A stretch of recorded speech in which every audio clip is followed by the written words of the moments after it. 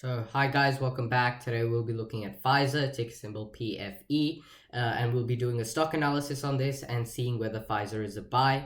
If you do enjoy, consider subscribing. It's free and it helps me out a ton. If not, thanks for watching anyway. Onto the video. So the first thing we'll be looking at today is just a little bit about the company.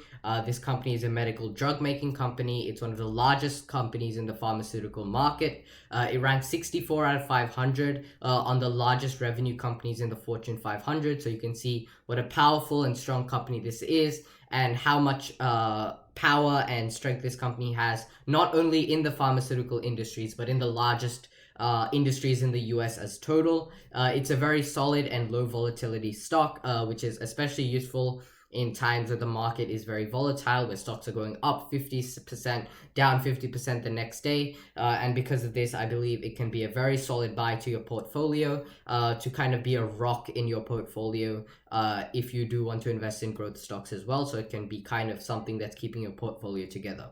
However, there was the stock price in 2020 was not very good, where the S&P 500 was up more than 15%. Pfizer was down 1%, even after the news of the coronavirus vaccine and the merger of its Upjohn business.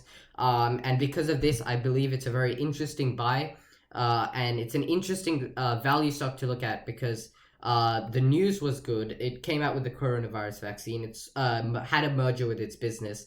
But the stock price wasn't increased, so we'll be looking at whether it's time to buy it as of right now, or is there something fundamentally wrong with the company, and that's the reason why the stock price hasn't increased. It's trading at a very cheap valuation, around 2/3 cheaper than the majority of companies in the US market, where the market's PE ratio in total is 34 and Pfizer's only 23. So that makes it a very cheap buy just based on that valuation. As previously mentioned, it had its sold off and had a merger with its Upjohn business.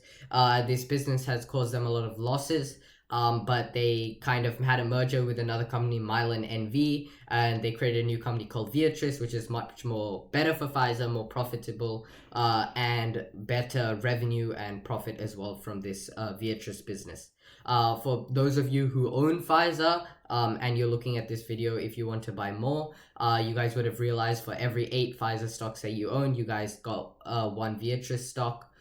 So that's kind of how the merger happened. However, I believe that's an interesting stock to look at as a stock analysis because there's been a lot of good news, but the company hasn't increased in price. So we'll be looking at this and whether this company is a buy over the course of this video.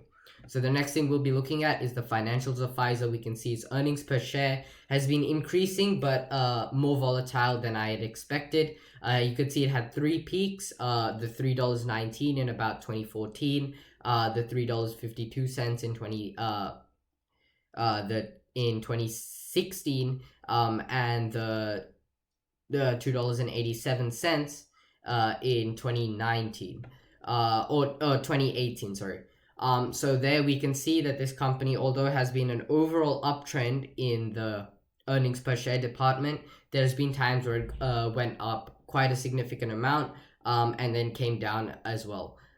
The reason of this, I believe, is because this company is in the pharmaceutical industry, and because it's in the pharmaceutical industry, it tends to have a lot of new drug it makes, or a new breakthrough medicine, and because of this, it heavily influences the earnings per share, which is not normal for a company, let's say like Facebook or Apple. But overall, it's still a very good earnings per share for this company. The dividends you can see consistently increasing since 2009 and 10. That's a very good outlook for this company, even with reduced losses, and sometimes where the earnings per share went really high then really low, they maintained a very stable dividend, showing a good management like head over the dividend.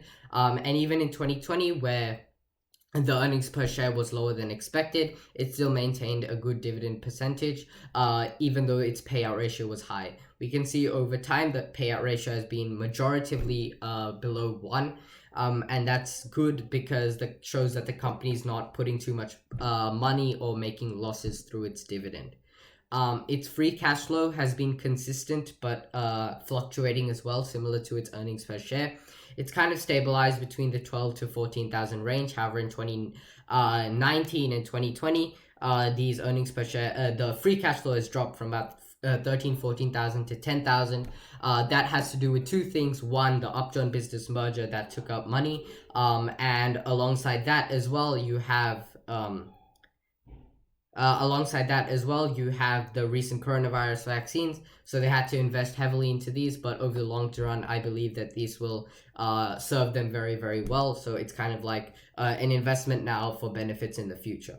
But overall, its free cash flow is pretty solid. A few $1 billion in the bank is always really good.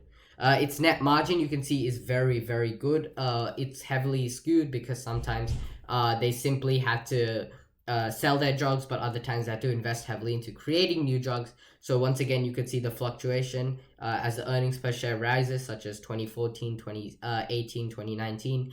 The net margin increases, and that has to do with sales of recent drugs that they've made. But overall, it's a consistently over 15, kind of near the 18 to 20 mark on the lower end. So that's a very, very good net margin, very, very profitable business, and is not spending too much money to actually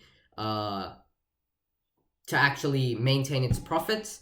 The future of this company as well looks very good because of the coronavirus vaccine. So you'd look to see the earnings per share rise, the free cash flow rise, the net margin rise as well. The return on equity is also stable. Some years have been quite significantly higher than others, but more or less it's near the 15%, shows good use of money, so that's very good. Its interest coverage is also pretty stable. 12 years is not bad for how long you can pay off your interest. However, in 2020, with the increased debt and such, their interest coverage dropped, but overall it's not terrible. Its debt to equity, as I mentioned, in 2020 they took in some debt. So because of that, you could see the interest coverage rise, but the debt to equity is also pretty solid, a little bit on the high scale, but not too much that the company can't handle. So the debt to equity is pretty good as well.